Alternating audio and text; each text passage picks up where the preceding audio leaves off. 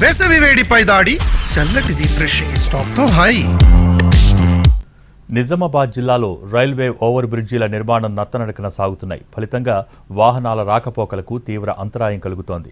దీంతో నిత్యం ట్రాఫిక్ సమస్యలతో ప్రజలు ఇబ్బందులు పడుతున్నారు. 2 ఏళ్లలో పూర్తి చేయాలని చేపట్టిన పనులు 3 ఏళ్లైనా పూర్తి కావటం లేదు. కేంద్ర రాష్ట్ర ప్రభుత్వాల నిధులతో చేపట్టే వంతెనలకు సకాలంలో బిల్లులు రాక ఆర్ఓబీల నిర్మాణం జీవితకాలం లేటు అన్నట్టుగా మారింది. నిజామాబాద్ జిల్లా మాధవనగర్ రైల్వే గేటు వద్ద చేపట్టిన రైల్వే ఓవర్ బ్రిడ్జ్ నిర్మాణ పనులకు గ్రహణం పట్టుకుంది. నిజామాబాద్, హైదరాబాద్ మార్గంలో ఉండే ఈ రైల్వే గేట్ మీదుగా నిత్యం 50కి పైగా రైళ్లు రాకపోకలు కొనసాగిస్తూ ఉంటాయి. ఈ రూట్లో వాహనాల రద్దీ విపరీతంగా ఉంటుంది. హైదరాబాద్ ప్రధాన రహదారి కావడంతో వందల సంఖ్యలో వాహనాలు ఈ మార్గం మీదుగా వెళుతూ ఉంటాయి. గేటు పడిన ప్రతిసారి పెద్ద సంఖ్యలో ట్రాఫిక్ స్తంభించిపోతోంది. 10 నిమిషాల నుంచి అరగంట వరకు వేచి చూడాల్సిన పరిస్థితి ఉంటుంది.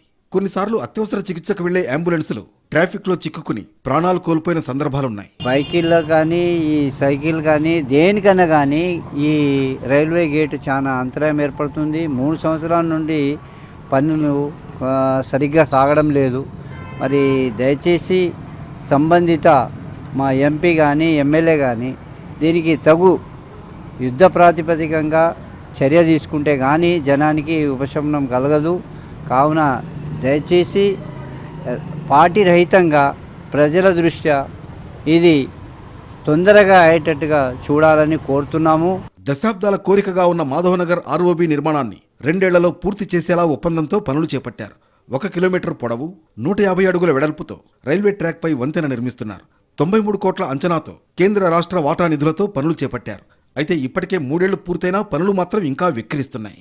పట్టాలపై రైల్వే విభాగం చేపట్టాల్సిన పనులతో పాటు వంతెన పిల్లర్లపై స్లాబ్ వేయాల్సిన పనులు పెండింగ్లో ఉన్నాయి. నిధుల విడుదలలో జాప్యం కారణంగా పనుల్లో వేగం తగ్గినట్లు కాంట్రాక్టర్లు చెబుతుండగా పనుల్లో జాప్యంతో తీవ్ర ఇబ్బందులు పడుతున్నట్లు వాహనదారులు ఆగ్రహం వ్యక్తం చేస్తున్నారు. ముఖద్వారము నిజామాబాద్ హైదరాబాద్ వెళ్లే మహా రహదారి మానవర్ రైల్వే బ్రిడ్జి గత 3-4 సంవత్సరాల నుంచి కూడా ఇదే విధంగా అభివృద్ధి జరుగుతలేదు. గేటు పడ్డప్పుడు ఇటు 4 కిలోమీటర్ అటు 4 కిలోమీటర్ ప్రయాణికులు ఇబ్బంది కలుగుతూ ఉన్నది.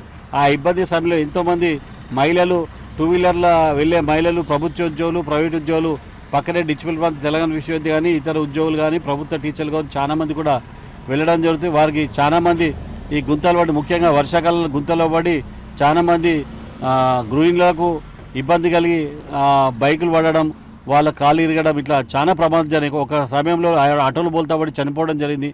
మరి ఇన్ని సంవత్సరాలు గడుస్తూ ఉన్న ముఖ్యంగా ఈ రైల్వే గురించి పట్టించుకుని నాదుడి దిక్కులేడు.